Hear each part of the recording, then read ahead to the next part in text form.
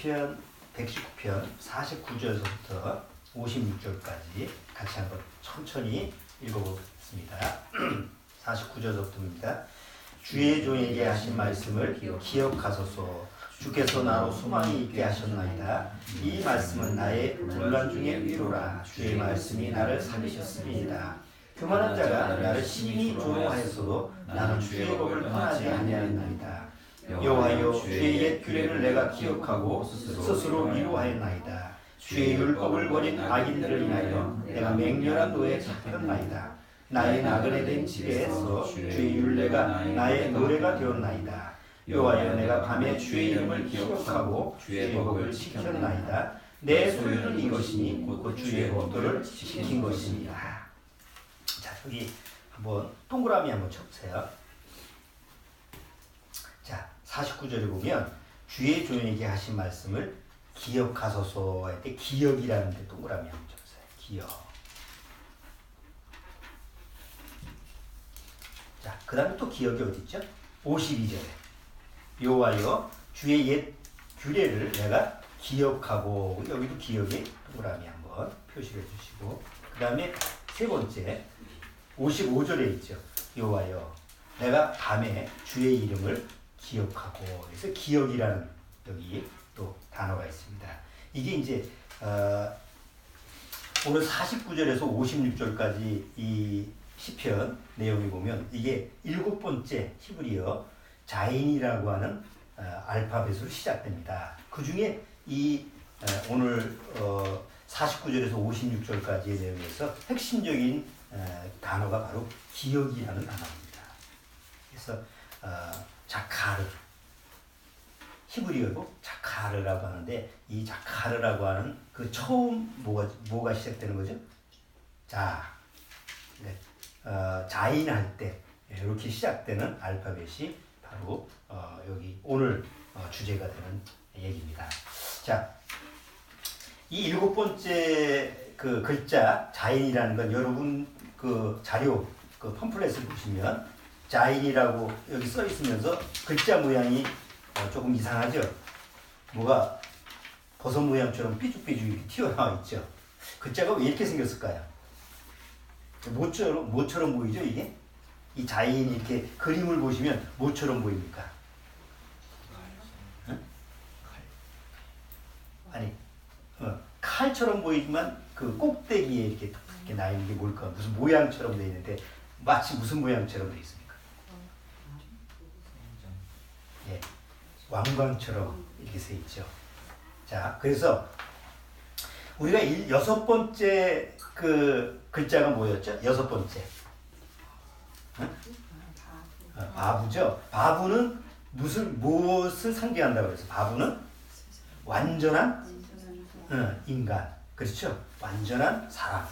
온전한 사람. 그래서 자, 여기 팜플렛 아래 보면 지금까지 우리가 다뤘던 그 알파벳이 쭉 순서대로 있죠. 알레프, 베잇, 김멜, 달렛, 헤이, 바부. 우리가 지금까지 배웠던 6개의 글자가 쫙 돼 있습니다. 자, 알레프는 의미가 뭐라고 그랬어요? 알레프는 바로 하나님을 상징한다고 그랬어요. 그 다음에 베이트는 바로 아들을 상징한다고 그랬어요. 그 다음에 김멜은 바로 성령을 상징한다고 그랬죠. 그래서 하나님과 아들과 성령, 삼위일체 하나님이 달렛은 뭐라고 그랬어요? 문이라고 그랬죠. 문을 형상화시킨 거라서 바로 구원의 문을 우리한테 이렇게 열어줬어요. 그 다음에 구원의 문을 열어주고 그 구원의 문에 내가 마음 문을 이렇게 열면 내 마음 문을 주님께서 열어주시면 거기에 뭐가 들어와요? 헤이, 그렇죠? 헤이는 손짓한다고 그랬죠? 바로 하나님의 영이 내 안에 들어온다는 거예요. 자, 하나님의 영이 들어온 사람은 뭐라고 그래요? 새 사람. 그렇죠? 그래서 하나님 앞에 온전한 사람. 그래서 거듭나고 구원받은 사람. 이 사람은 뭐라고 그래? 바부. 그렇죠? 자, 근데 오늘은 이제 7번째예요. 7번째 자인은 바부라고 하는 거기 위에다가 왕관을 씌운 거예요. 왜 그럴까요? 왜 온전한 사람 위에다가 왕관을 이렇게 부여했을까? 그러니까 하나님 앞에 특별한 지혜를 가지고 있는 거죠. 여러분 잘 기억해 보세요. 그 완전한 구원받은 사람이 왕하고 연관되는 구절이 성경에 있죠. 사도 베드로가 한 말이죠. 너희는 왕 같은 제사장이요 이렇게 쓰잖아요. 자, 그런데 이렇게 왕 같은 이제 왕관 같은 그런 표시면서도 이 자인은 어디서부터 상형 문자가 어디서부터 시작됐냐면 옛날에 추수할 때 우리나라 나처럼 생긴 게 있죠. 서양에서는 유럽에서는 추수할 때 큰 사단 마귀가 가지고 다니는 갈고리 큰 거 보셨어요? 그게 이제 농기구예요. 그래서 양쪽으로 농기구가 생기죠. 그러니까 그런 모양으로 상형 문자가 생긴 게 자인이에요. 그래서 농기구, 낫 이런 의미를 가지고 있어요. 자, 그러면 농기구를 써가지고 뭐가 만들어져요? 농기구를 사용해서 농사를 지면 뭐가 만들어져요? 우리가 먹는 곡식, 그걸 뭐라고 그래요? 우리의 양식이라고 그러죠. 음식이라고 그러죠. 그래서 히브리어의 음식, 양식은 자인서부터 시작돼요. 자, 다시 말해서 양육, 우리가 양식을 먹고 이렇게 양육하는, 양육받는 이런 부분에 의미가 들어가 있는 게 자인이야. 또 하나는 자, 하나님 앞에 완전한 사람인데 이 세상은 불완전하잖아요. 나는 하나님 앞에서 온전한데 이 세상은 나에 대해서 화평을 요구해요? 전쟁을 요구해요? 이 세상은 나에게 전쟁을 요구합니다. 그러니까 하나님의 자녀한테 이 세상은 원수고 대적이에요.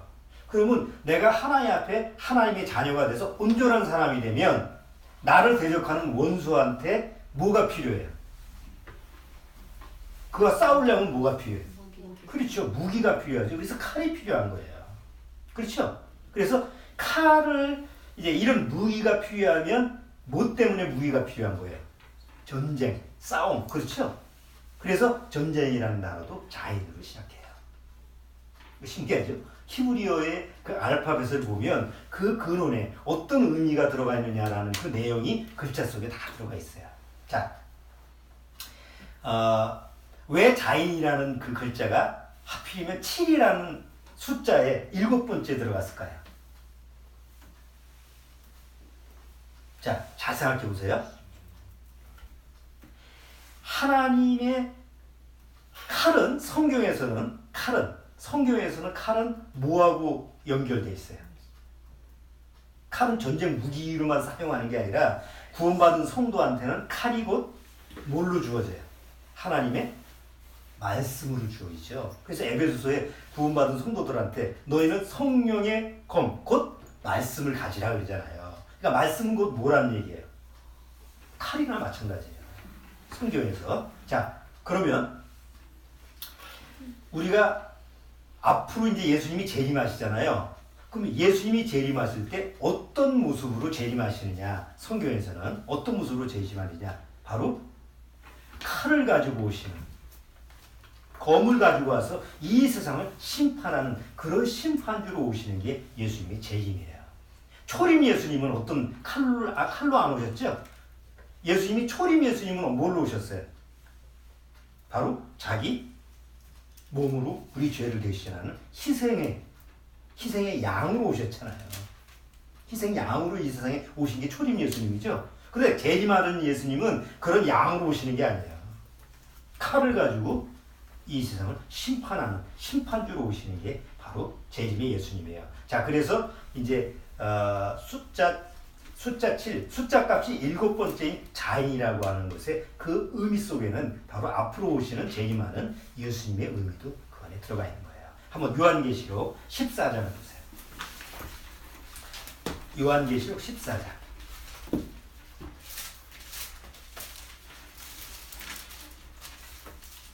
14장 14절.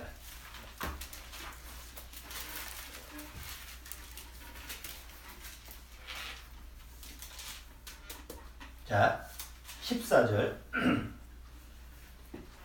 자, 주원이가 한번 읽어주세요. 14절부터 17절까지 읽어주세요. 또 내가 보니 흰 구름이 있고 구름 위에 사람의 아들과 같은 이가 앉았는데 그 그 머리에는 금 면류관이 있고 그 손에는 이한 낫을 가졌더라.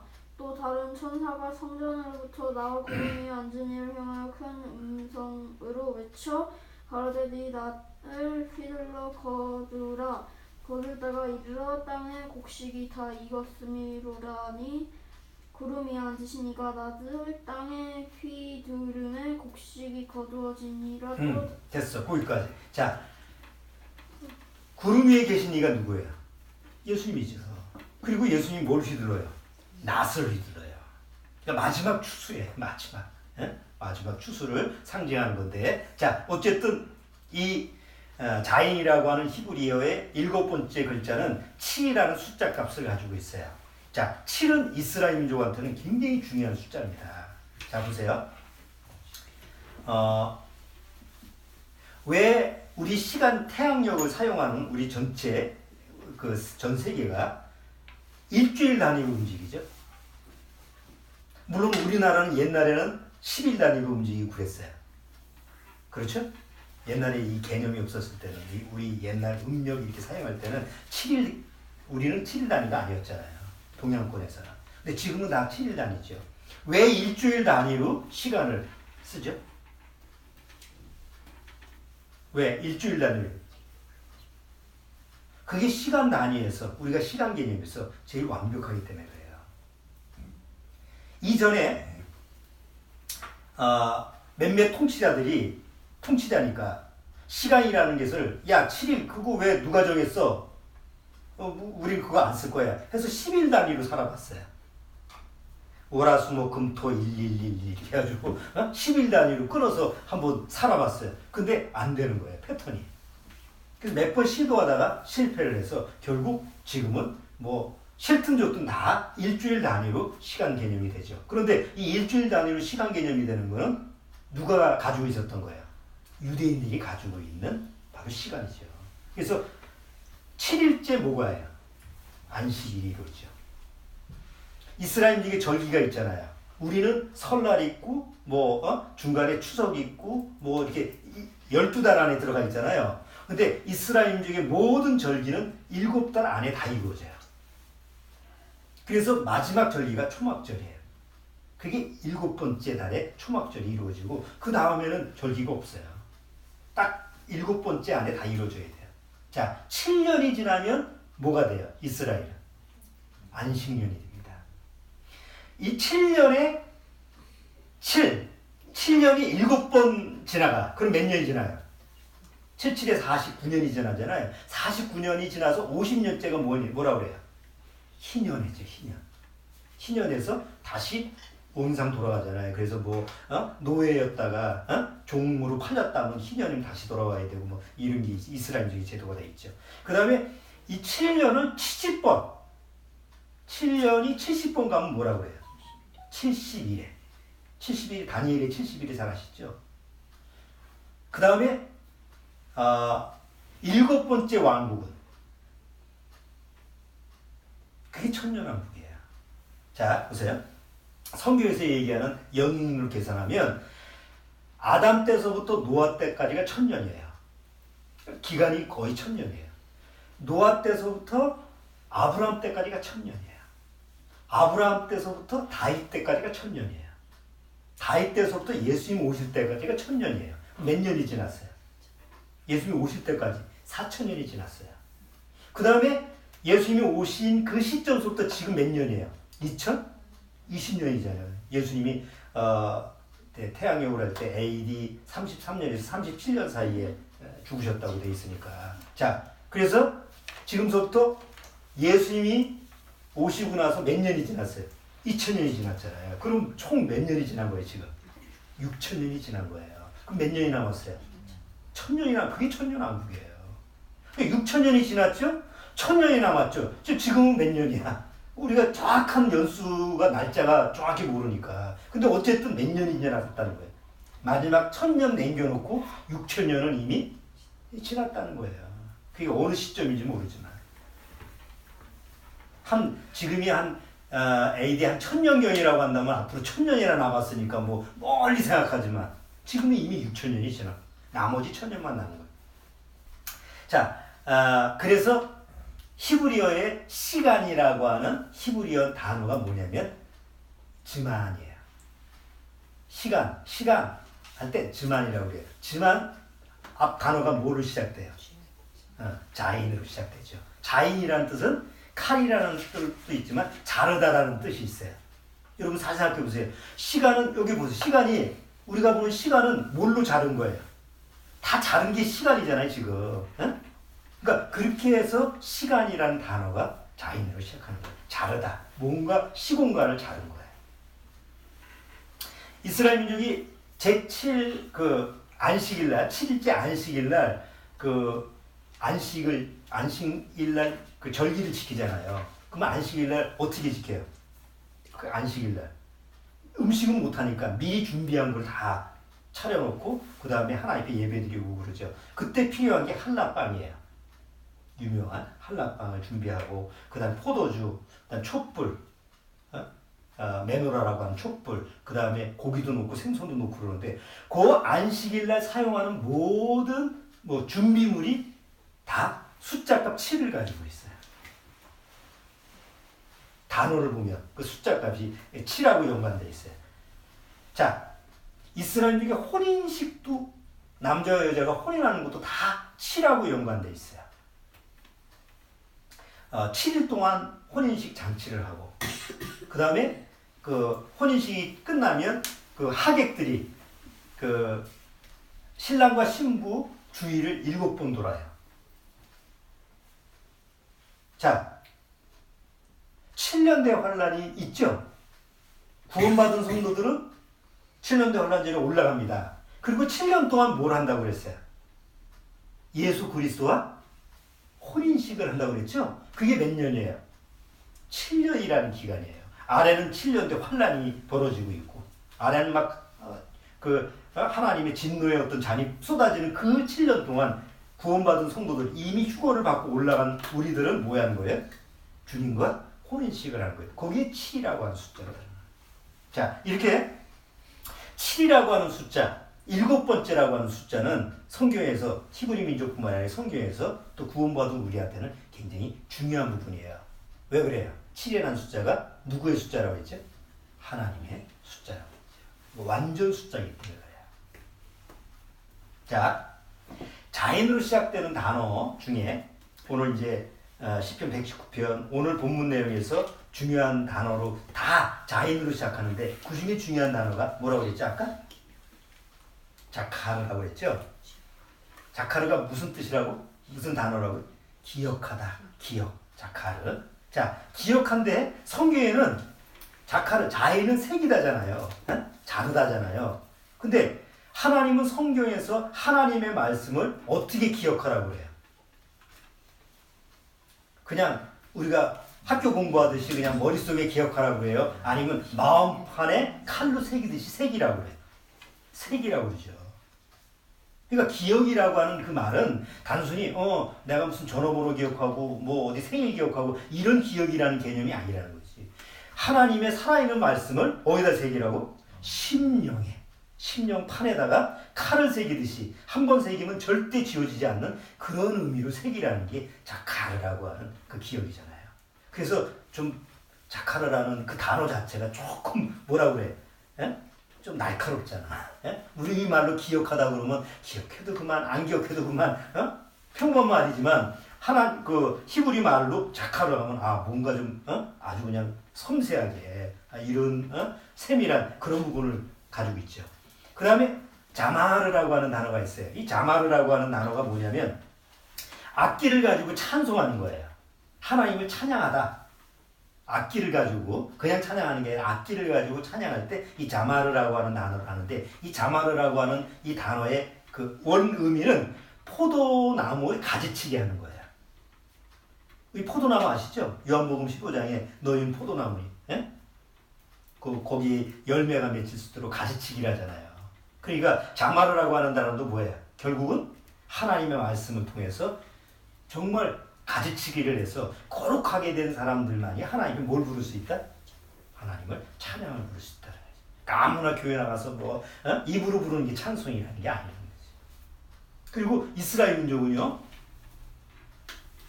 하나님께 찬양하고 악기를 찬양하는 게 무기가 될 수 있죠. 구약 시대에 전쟁을 나가는데 칼로만 싸우는 게 아니라 뭘로도 싸웠어요. 찬송을 부르는데 적이 다 무너지잖아요. 그렇죠? 그런 면에서 하나님 앞에서 그 자마르라고 하는 단어의 자인이 또 찬양하더라. 또 하나 제라라고 하는 게 있는데, 제라라는 자인으로 시작하는 단어 중에 제라가 있는데, 이 제라가 뭐냐면 씨, 후손, 자손이라는 뜻이에요. 자, 왜 씨, 후손, 자손일까?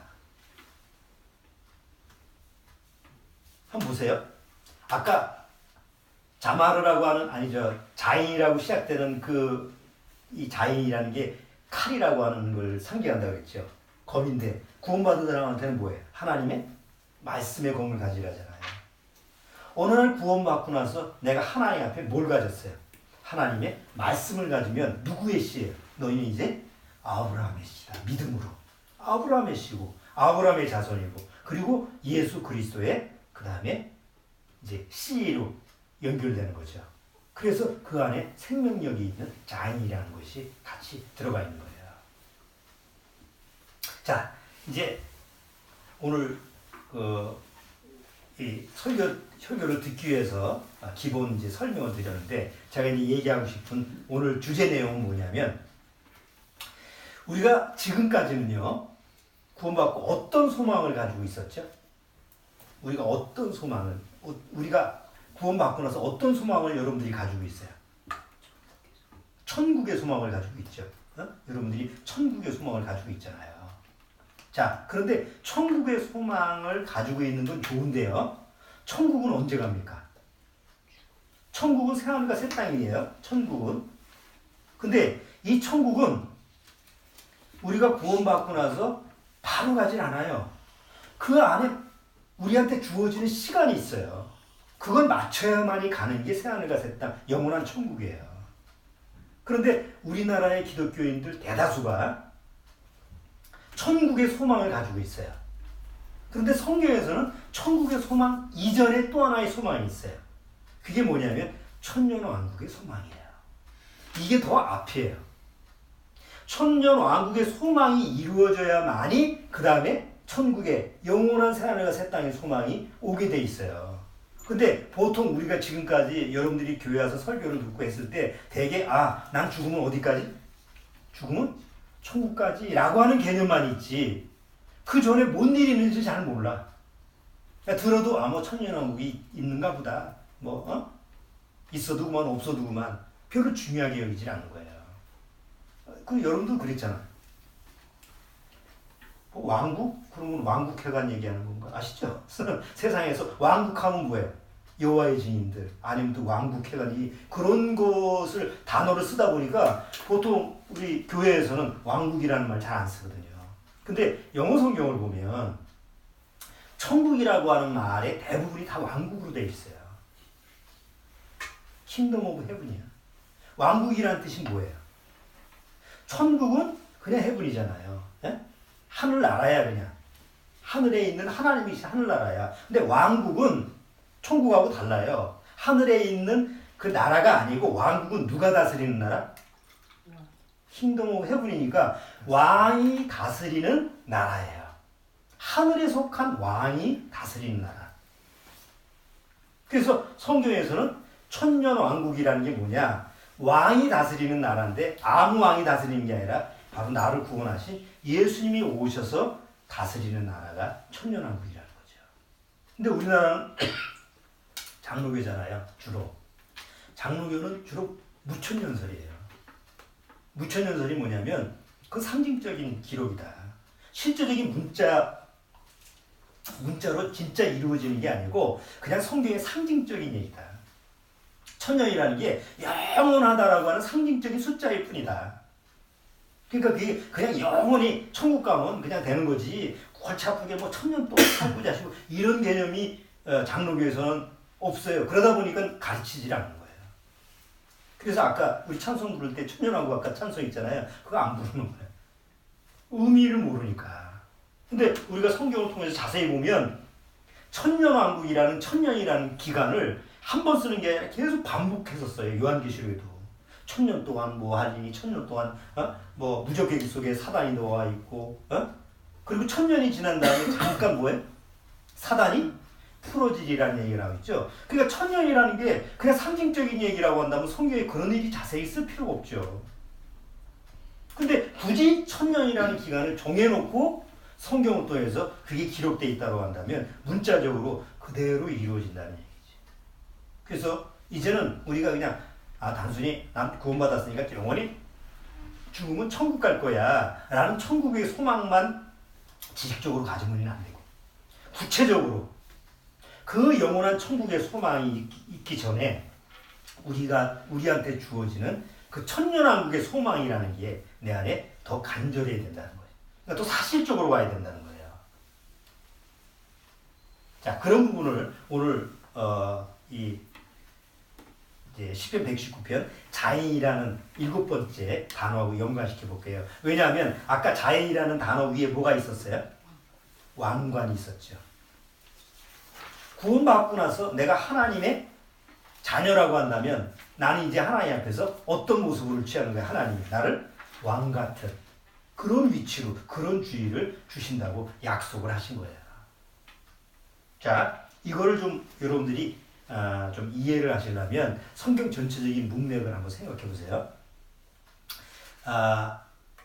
예수님이 이 세상에 뭘로 오셨어요? 예수님이 이 2000년 전에 오셨을 때 예수님이 오실 때 어떤 모습으로 오셨어요? 성경에는 어떤 주의로 오신다고 했어요? 구약의 메시아를 보내면 어떤 주의를 갖고 올 거라고 성경의 구약 선지자들이 예언을 했죠. 뭘로 온다고 그랬어요? 그냥 사람? 아니면 뭐 천사 같은 모습? 아니면 무슨 대리인? 아니죠.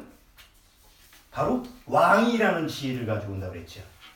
그래서 예수님이 태어나실 때 동방박사들이 찾아오잖아요. 동방박사들이 찾아와서 그 헤로드 왕한테 뭐라고 물어봐요?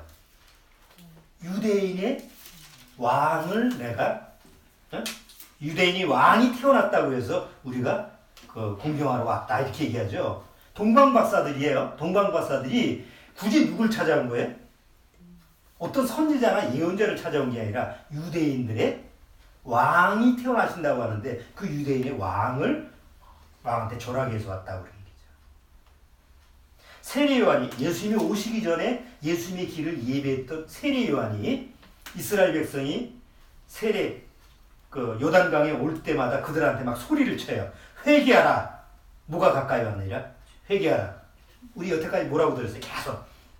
회개하라. 천국이 갖고 왔다. 계속 얘기하죠. 근데 회개하라. 천국이라는 단어를 쓴 게 아니라 왕국이 갖고 왔다고 계속 세례요한이 얘기해요. 우리 번역상에 우리는 천국이에요. 근데 영어 번역에는 뭐라고 되어 있어요? 왕국으로 되어 있어요. 왜 그럴까요? 한번 유대인 입장에서 생각해 보세요. 메시아가 오면 뭘로 온다고 그랬어요? 왕으로 온다고 그랬잖아. 그럼 세례요한도 생각할 때 하나님이 부르신 왕으로 오신다고 한다면 천국이 가까웠다고 안 하지. 그건 예수님을 지칭한 말이니까. 뭐가 가까이 온 거예요? 하나님이 약속한 대로 그 왕이 다스리는 왕국이 가까이 왔다. 이렇게 얘기해서 세례요한이 왕국이 가까웠다. 왕이 다스리는 나라가 가까이 온 거예요. 예수님 자신이 뭐라고 그러세요? 예수님 스스로도 내가 이 세상에 뭘로 왔다고 그래요? 너희들의 왕으로 왔다. 빌라도가 물어보죠. 네가 왕이냐? 그러니까 뭐라고 해요? 아이고 무슨 그런 난 왕이 아니에요. 난 선자예요. 예언자 이렇게 얘기했어요. 예수님이 빌라도한테. 네가 말한 대로 나는 뭐예요? 왕으로 왔다. 난 유대인의 왕으로 왔다. 그러니까 예수님이 오셔서 공식적으로 계속 선포하는 게 자신은 왕으로 오셨다는 거예요. 근데 예수님이 왕으로 오셨으면 왕이 통치를 해야 되잖아요. 이스라엘들이 어떻게든지 왕으로 세워가지고 예수님을 왕으로 세우려고 그러는데 예수님은 자꾸 피해가죠. 그러다가 결국 십자가에서 죽습니다. 대다수 예수님을 쫓았던 유대인들조차도 예수님이 뭐가 아니에요? 우리들의 왕이 아닌가 보다. 우리들이 왕이 아니다. 이렇게 생각을 한 거예요. 그런데 성경대로 하면 예수님이 이 세상에 하나님이 예수님을 아들을 보냈을 때 바로 왕으로 보냈다고 한다면 왕의 통치를 해야 되잖아요. 근데 왜 예수님은 왕으로 왔으면서도 이 세상에 한 번도 왕의 통치를 하지 못하고 그냥 죽으셨을까요? 이게 풀어지지 않으면 예수님이 이 세상에 왕으로 오셨다는 그 자체가 의미가 없는 거잖아요. 한번 하나님의 계획을 한번 보시죠.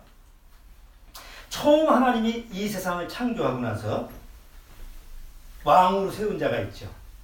왕이라고 하진 않았어요. 그런데 왕과 같은 통치권을 준 자가 누구예요? 아담과 하와예요. 그래서 아담은 왕이고 하와는 뭐가 돼요? 아담이고 황후가 되지. 황제와 황후니까.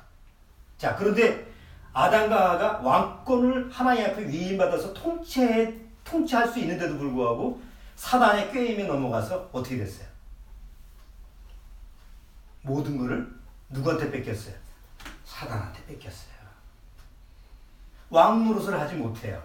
첫사람 아담은 왕 노릇을 실패를 했어요. 그 다음에 이 세상은 누구의 왕국이 된 거예요?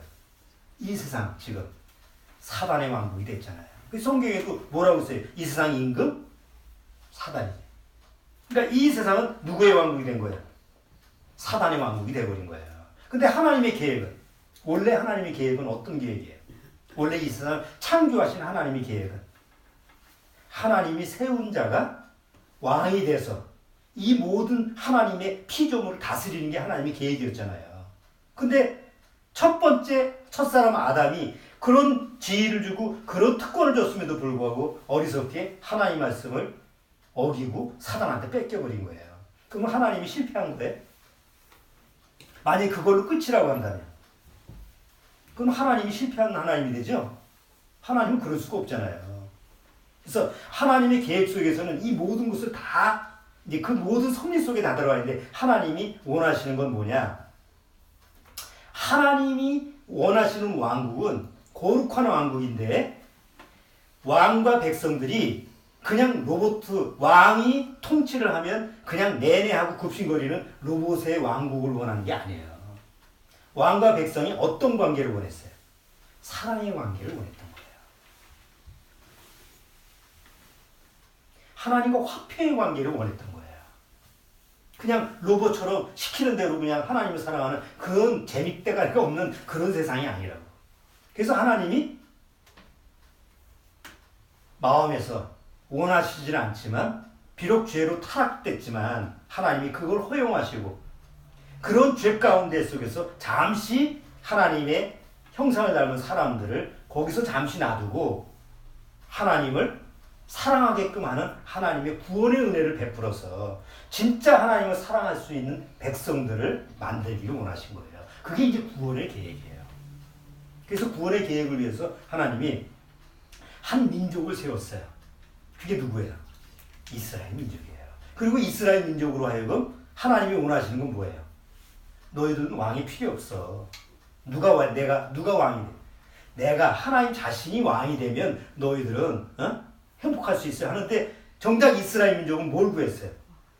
왕. 자기들이 원하는 왕을 구하잖아요. 그래서 하나님이 허락을 한 게 이스라엘 민족의 왕국 시대예요. 아시죠? 왕국 시대. 거의 이스라엘 민족의 남왕국, 북이스라엘 그 왕국들의 왕들이 한 50여 명 왕이 다 거쳐가는데 결국은 다 불완전한 왕이잖아요. 다윗 왕 빼고.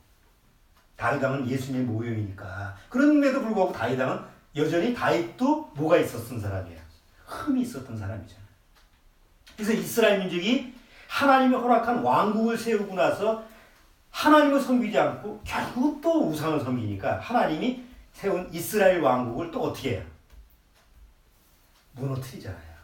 무너뜨리고 나서 진짜 이스라엘한테 내가 보내주는 왕을 보내줬는데 그 왕이 누구냐면 예수님이라고. 근데 예수님이 왕권을 가지고 오셨지만 여전히 이스라엘 백성은 뭘 가지고 있어요?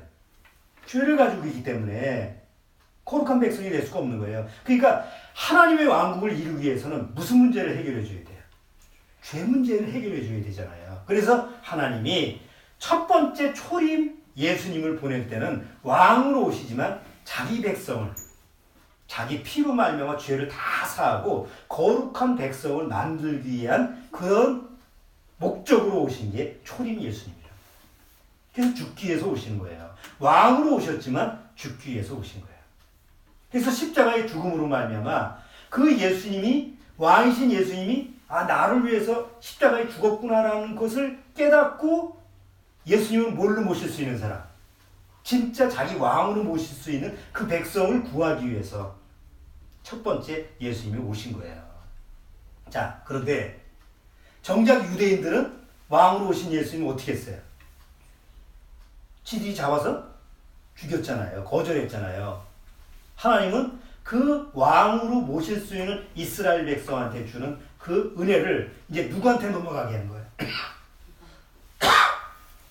전혀 하나님과 관계없는 우리 같은 이방인한테 넘어가게 한 거예요. 그걸 뭐라고 하느냐면 은혜 시대라. 그게 은혜 시대인데 그 은혜 시대라는 게 2000년이 기간이 지난 거예요. 그럼 은혜 시대에는 무슨 일이 벌어진 거예요? 이스라엘 민족이 아니고 유대인이 아닌데도 불구하고 하나님 앞에 나가서 예수님이 나의 왕이시구나. 예수님이 자기 백성을 만들기 위해서 나를 위해서 십자가에 죽기 위해서 오셨구나. 피를 흘렸구나. 이 사실을 마음에 영접하고 믿는 사람한테는 누구의 백성이 되게 하는 거예요? 하나님의 백성, 왕의 백성이 되게 하는 특권을 주신 거예요. 그래서 2000년 동안 예수 그리스도를 통해서 구원받은 사람들은 다 뭐가 되어 있는 거예요? 이제 진짜 하나님의 백성이 되는 거죠. 예수님을 왕으로 모시는 백성들로 하나씩 모아지는 거예요. 그런데 로마서에 보면 그게 무한정 있는 게 아니라 그 이방인 중에 하나님이 허락한 그 하나님의 백성이 될 수 있는 기회에 그 수가 다 차면, 이방인의 수가 다 시간이 끝나면 이방인한테는 더 이상 그런 기회가 주어지지 않고 이제 마지막 남은 누구한테? 이스라엘 민족한테 다시 돌이킬 시간을 주겠다. 그게 7년 기간이라는 거예요. 세상에 하나님과 아무 관계도 없는 이방인한테는 2000년이라는 기간을 주는데 이스라엘 민족한테는 고작 7년이라는 기간을 주는 거예요. 7년 동안 하나님 앞에 돌이킬 수 있는 기회를 주는데 그 7년 동안 이스라엘 민족한테 기회를 주는 것도 그냥 쉽게 주질 않아요. 이스라엘 민족의 유대인의 3분의 2가 다 죽어요. 비참하게 죽임을 당하고 그 중에 3분의 1만 근근히 살아남아서 하나님 앞에 다시 돌아오게 돼요. 지금 이스라엘 민족이 인구가 800만 명인데 800만 명의 3분의 1은 한 600만 명이 다 죽는 거예요. 고작 200만 명, 지금으로 보면 200만 명 남는 숫자만이 간신히 구원을 얻고 예수님을 왕으로 영접하는 그게 이제 7년 기간에 이루어지는 거예요. 자, 그런데 보세요. 아직도 이 세상이 사단이 왕국이지만 여전히 누가 역사하고 있어요? 하나님이 역사하고 있고 성령님이 역사하고 있잖아요. 그래서 거기서 구원의 역사가 일어나는데 완전히 성령님이 역사하지 않고 하나님이 역사하지 않고 그냥 적그리스도가 사단이 역사할 수 있는 시간이 그게 언제예요? 그게 7년대 환란이에요. 하나님이 그 기간을 딱 정한 기간이에요. 이 기간만큼은 사단한테 아예 일임을 해줘. 7년 동안. 그래서 7년대 환란이 뭐냐면 7년대 환란은 적그리스도 사단이 이 세상을 완전히 통치하는 거예요. 그래서 그걸 뭐라고 그래요? 7년을. 적그리스도의 왕국이라는 거예요. 남은 적그리스도의 7년 동안 적그리스도가 통치하는데 그거는 하나님이 심판하기 위해서 이스라엘 민족을 거기서 구원하고 심판하기 위한 그 기간이죠. 그 기간 동안에 뭐가 이루어져요? 적그리스도가 통치를 하는데 적그리스도의 왕국인데 하나님 계속 재앙을 쏟아부어요. 왜? 이스라엘 민족을 구원하기 위해서. 자, 그리고 나서 이제 7년대 혼란이 끝나잖아요. 자, 7년대 혼란 전에는 이미 우리들은 있어요, 없어요? 없습니다. 7년대 환란 이전에 다 하나님이 우리를 데려갑니다. 교회는, 지상의 교회는 없습니다. 자, 그런데 7년 환란이 끝나고 나면 누가 와요? 예수님이 이 세상에 실제로 재림하시죠. 그러니까 재림하시고 나서 이 세상 7천년왕국이 들어가기 전에 다 세상을 심판하고 악인들을 다 쓸어버리고 거기에 구원받은 사람들을 천년왕국으로 들어가게 하는 거예요. 근데 예수님이 혼자만 오시는 게 아니라 누구하고 같이 온다고 돼 있어요. 먼저 올라간, 또 그 전에 이미 구원받은 성도들이 부활체를 입고, 우리는 죽음을 보지 않고 부활체를 입고 간 그 예수님과 혼인식을 했던 그 수많은 사람들이 예수님과 함께 이 세상에 내려와서 천년왕국에 들어가는 거예요. 그게 이제 천년왕국의 실제예요. 자, 그러면 천국이라고 하는 것은 영원한 하늘나라에 가는 건데, 이미 영원한 하늘나라 이전에 이 지상에서, 지금 우리가 사는 이 지상에서 천년 동안 어떻게 해요? 더 살아야 된다는 거예요. 우리는 천국의 소망을 가지고만 있는 사람들은 어떻게 생각하냐면, 우리가 이 세상에서 뭐 오래 사는 100살인데 그냥 100살까지 악착같이 살다가 천국 가면 되지, 이런 개념이잖아요. 근데 구원받은 성도들한테 주는 하나님의 말씀은 그게 아니고, 너희들이 육체로 100년을 살든 50년을 살든 이 육체로 사는 거는 잠깐이야. 그 기간이 지나면 몇 년을 더 살아야 돼요? 1000년을 이 땅에서 더 살아야 돼. 지금 같은 자연환경은 아니지만 옛날 에덴 동산 아담 이후에 한 1000년 동안 살았던 그 자연환경으로 다시 하나님이 돌아가게 하는 거예요. 환경 조건을 바꿔서. 좋았던 시절에. 그런데 그 1000년을 우리가 더 살아야지 영원한 천국을 간다고. 그러니까 무슨 소망이 있어야 돼, 우리한테는? 단순히 죽음은 천국 가는 소망만 있는 게 아니고, 바로 주님이 재림하셔서 영원한 그 나라에 가기 전까지 1000년 동안 이 지상에서 천년왕국을 이루는 그 천년왕국의 소망을 우리가 가지고 있어야 된다는 거죠. 한번 볼게요. 요한계시록 1장.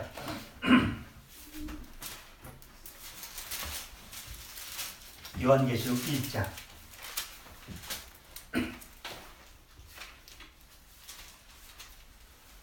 자, 요한계시록 1장 6절 한번 보세요.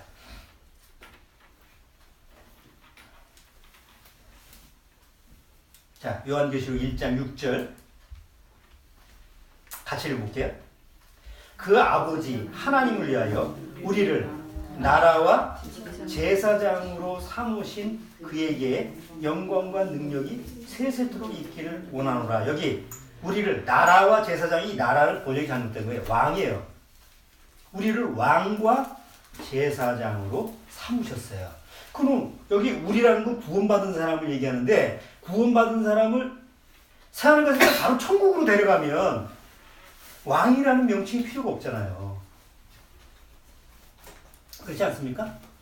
아니, 적어도 어떤 지위를 주면, 너는 뭐 군대에서 너는 병장이야, 상병이야. 그거는 내가 그런 지위가 왜 필요한 거예요?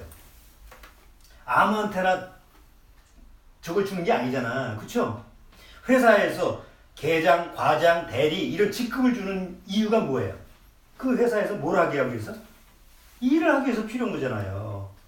군대에서 계급을 준 건 바로 군대 사회에서 살아가기 위해서 필요한 거잖아요. 그러면 여기서 왕과 제사장이라는, 단순히 우리가 그냥 죽어서 천국 간다고 한다면 너희를 왕과 제사장이라는 직책을 줄 필요가 없다는 거지. 굳이 그런 지위를 줄 필요가 없잖아요. 근데 왜 여기다가 우리를, 그 아버지 하나님을 위하여 우리를 왕과 제사장으로 삼으셨을까? 사도 베드로는 그걸 뭐라고 얘기해요? 사도 베드로는 베드로전서 2장, 그 앞에 베드로전서 2장 9절 2장 9절. 자, 2장 9절도 같이 한번 읽어보죠. 오직 너희는 택하신 족속이요 왕같은 제사장들. 아니, 왜 그런 이 쥐를 우리한테 주냐고. 왕 같은 제사장이나 천국에 가면 뭐 그런 필요가 없잖아요. 천국에는. 그러니까 이게 다 천년왕국이라고 하는 그 기간에 필요한 요소라는 거지. 자, 그래서 요한계시록 20장. 20장 보기 전에 13장 한번 줘보세요.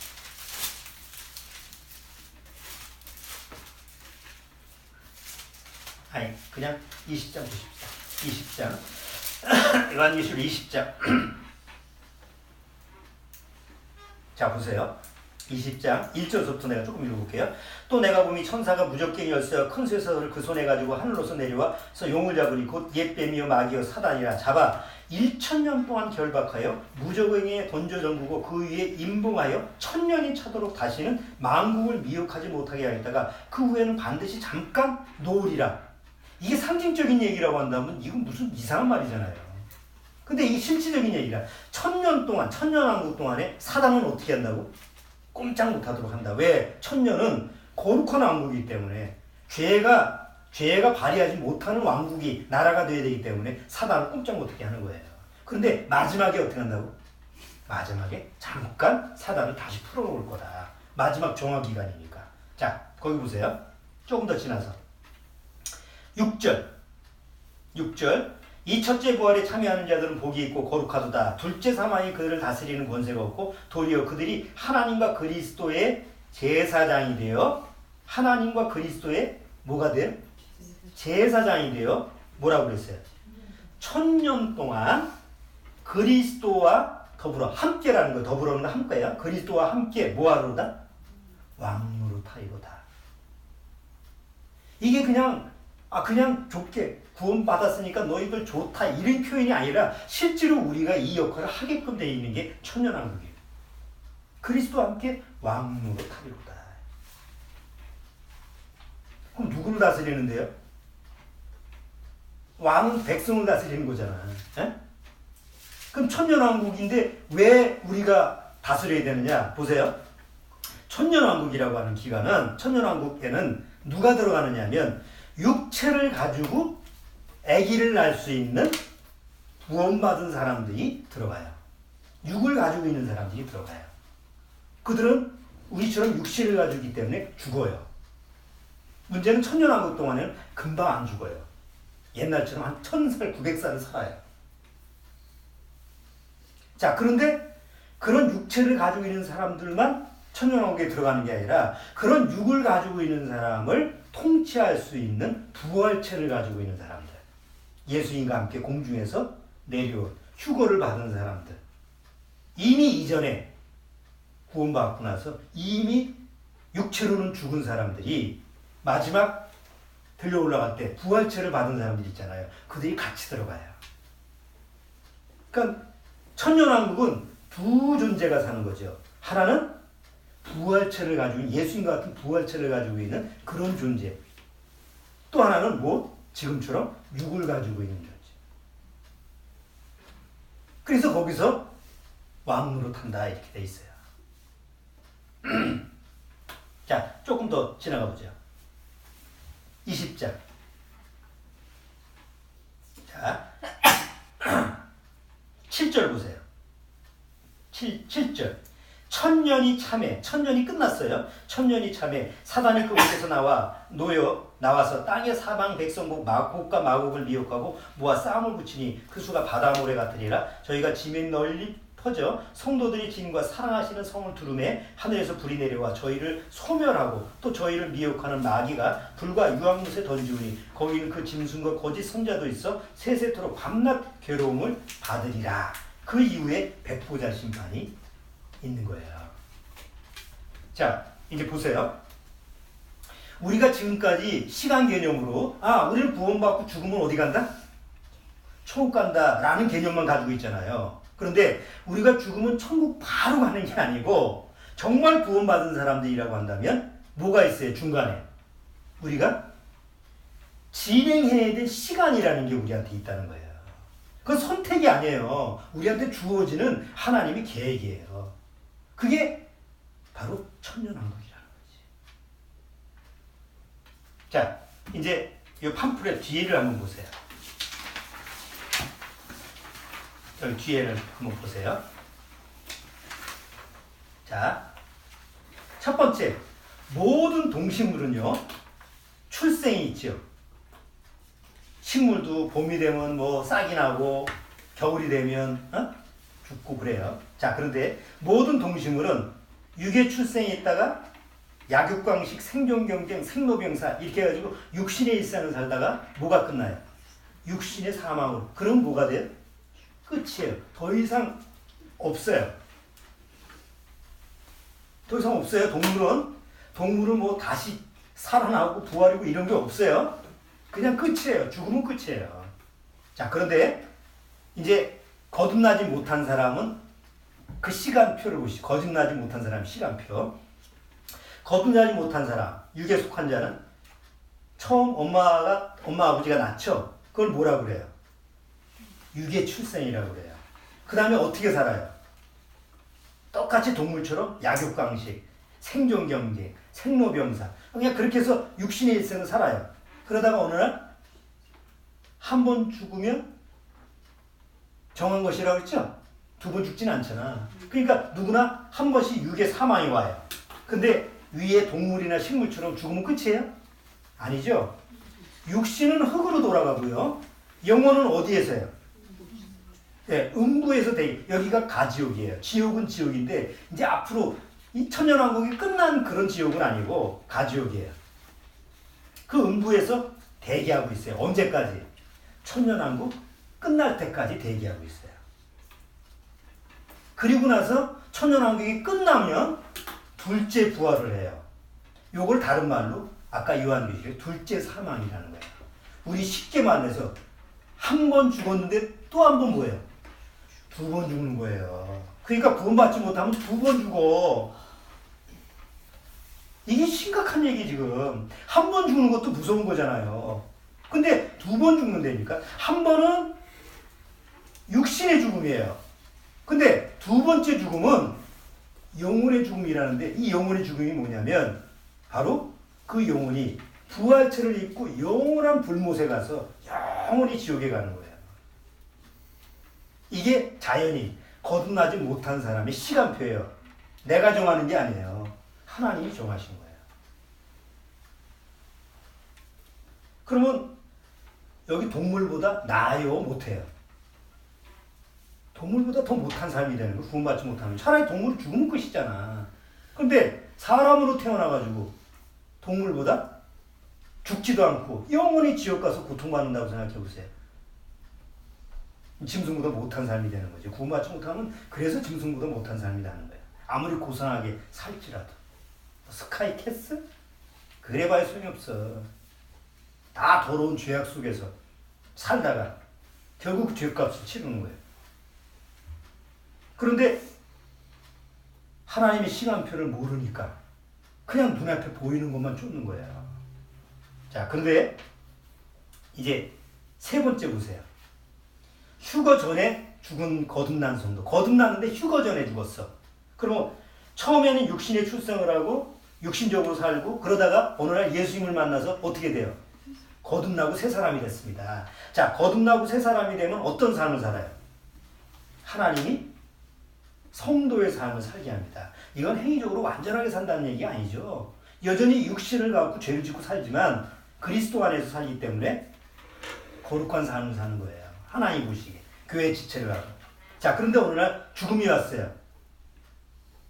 예수님 때 성도들이 죽었을 때 뭐라고 그래요? 나사로 보고 예수님이 뭐라고 그래요? 저는 죽은 게 아니라 잔다. 왜? 왜 잔다고 그래요? 잠시 대기하고 있는 거예요. 어디서? 여러분, 사도 바울이 육신이 살아있는 상태인데 자기가 어디 하늘에 올라갔다고요? 첫째 하늘, 둘째 하늘이 아니고 내가 셋째 하늘에 올라갔다 왔다고 그러죠? 뭐 거기 내용이 뭐는 안 써 있어. 근데 내가 셋째 하늘에 올라갔다 왔는데 이 셋째 하늘이 어디냐면 바로 휴거되기 전에 육신으로 죽은 거듭난 그리스도인이 대기하는 상태예요. 예수님이 우리 이제 다음 이제 휴거할 사람들하고 공중에서 만날 때까지 대기하고 있는 장소가 셋째 하늘이에요. 거듭나지 못한 사람이 죽고 대기하는 데는 어디예요? 음부고. 영은 안 없어지니까. 자, 그리고 나서 7년대 환란 전에 7년대 환란이 있잖아요. 7년대 환란 때 여기 잠깐 고린도전서 한번 15장을 보세요. 휴거 때 순서가 있어요. 그냥 무조건 휴거되는 게 그냥 사람이 변해서 올라가는 게 아니고 올라가는 순서가 있어요. 자, 고린도전서 15장.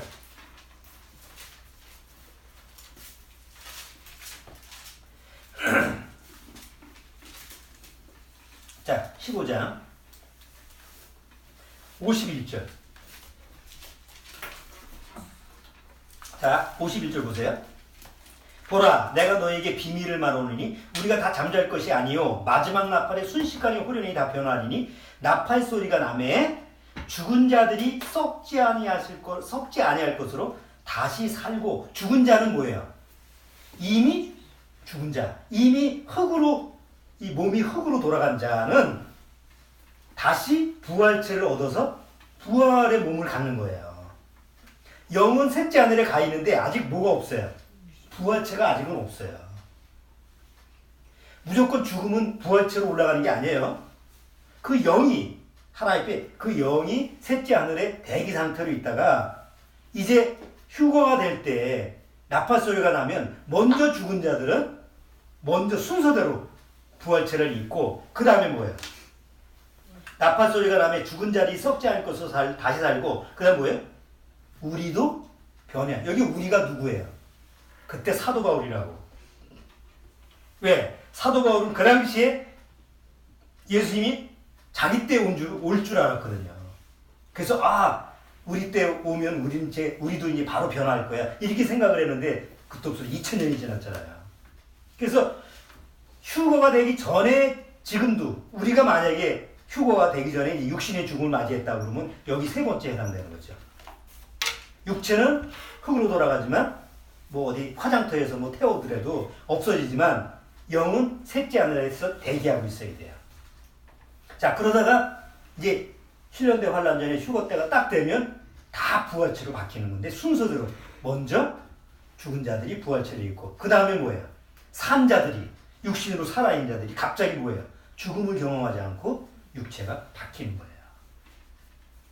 그리고 이제 휴거 전에 죽은 거듭난 성도는 7년대 환란 때 바로 7년 동안 그리스도의 심판대 앞에서 그리스도의 심판을 받고 상벌을 받고 그 다음에 주님과 혼인식을 하고 주님 재림 때 다시 내려와서 천년왕국에 들어가서 뭘로 하는 거예요? 천년 동안 왕과 제사장 같은 모습으로 통치를 하다가 천년왕국이 끝나면 새하늘과 새 땅에 들어가는 거예요. 자, 이제 이게 이제 우리한테 주어질 소망이면 너무 축복스러운 거죠. 왜냐하면 우리는 죽음을 경험하지 않고 갈 수 있으니까. 자, 네 번째, 휴거된 거듭난 성도. 우리가 여기에 적용되기를 간절히 소망해요. 자, 우리는 육의 출생으로 태어났어요. 그리고 육신적인 삶을 살다가 어느 날 예수님을 만나서 다행스럽게 뭘 받았어요? 거듭나고 새 사람이 됐어요.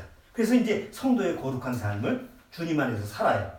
근데 어느 날 주님이 휴거 때가 되면 우리는 뭐예요? 죽지 않고 육체가 변화가 돼서 예수님이 공중재림, 공중에 끌어올려져서 예수님과 만나요. 그때 뭘 입어요? 우리는 부활체로 바로 입어요. 기다릴 필요가 없죠. 휴거 전에 죽은 사람처럼 대기가 없어요.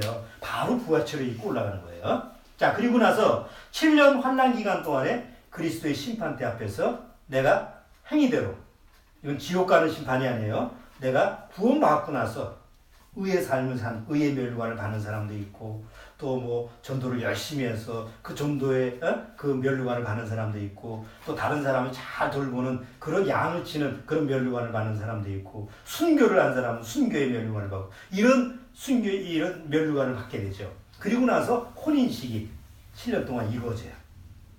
그리고 나서 천년왕국이 7년대 환란이 끝나면 예수님과 함께 내려오죠. 지상에 내려와서 천년왕국에 들어가서 육체를 가지고 있는 사람들을 왕과 제사장으로 통치를 합니다. 그것이 어떻게 주어질지는 모르겠어요. 그게 우리한테 주어지는 천년왕국의 소망이에요. 그리고 천년왕국이 끝날 때쯤 마지막 정화가 있어요.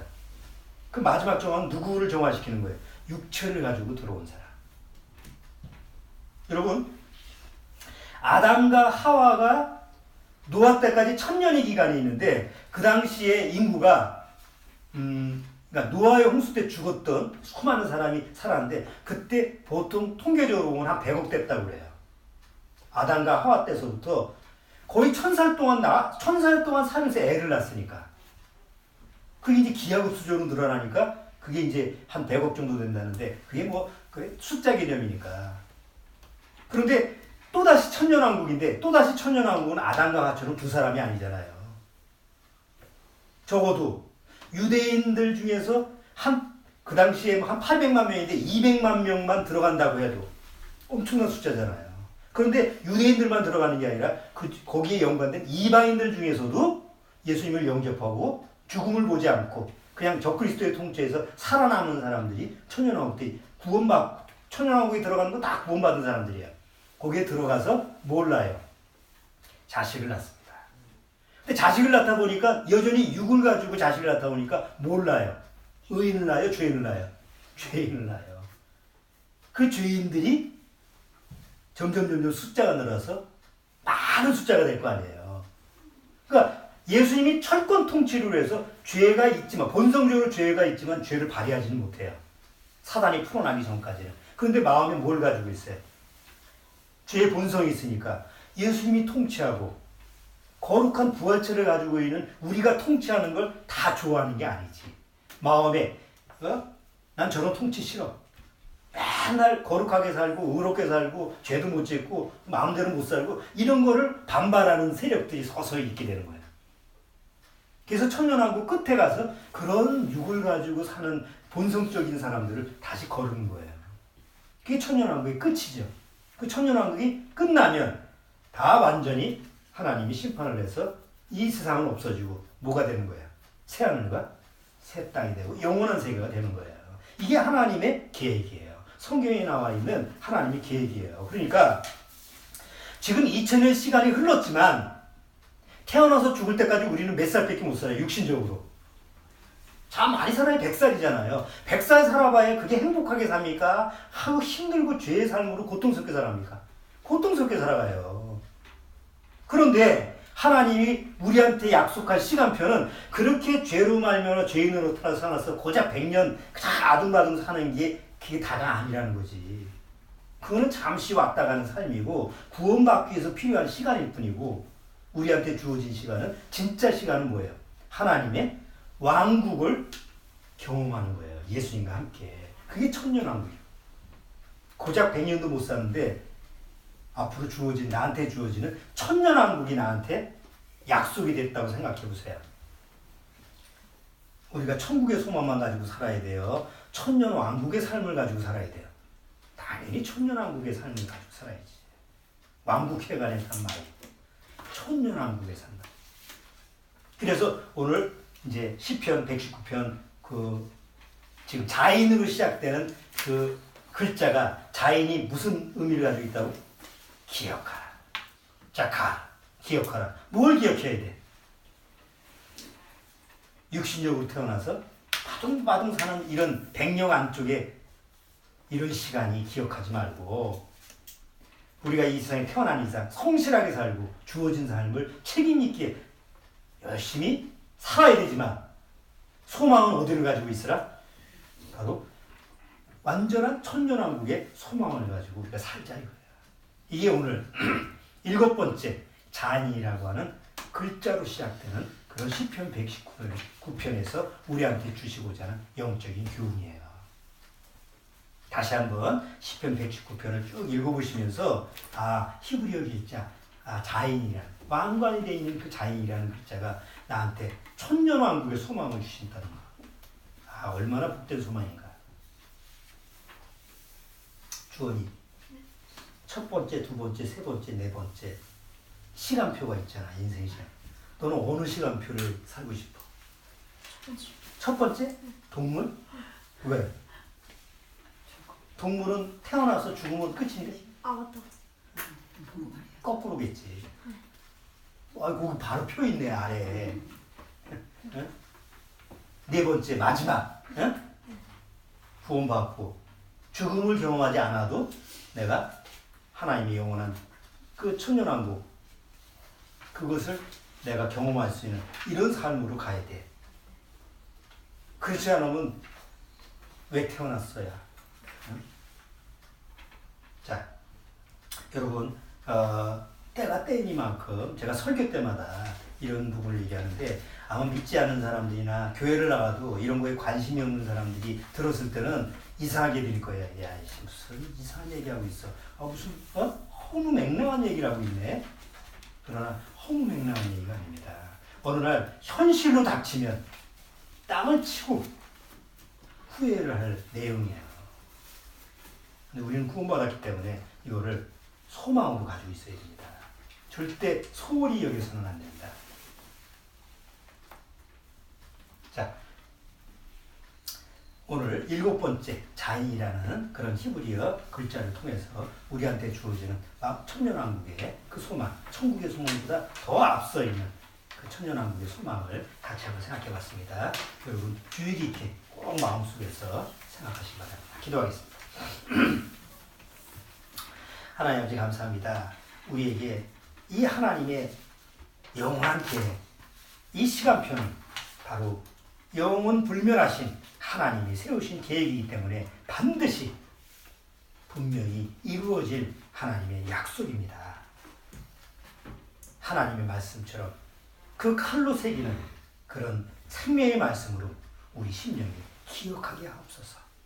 미참한 식구들에게도 정말 하나님의 이 영원한 생명의 말씀을 꼭 심령 안에 기억할 수 있게끔 주님께서 말씀으로 인도하여 주옵소서. 예수님의 이름으로 기도드렸나이다. 아멘. 자, 아까 배웠던 우리 천년왕국에 관련된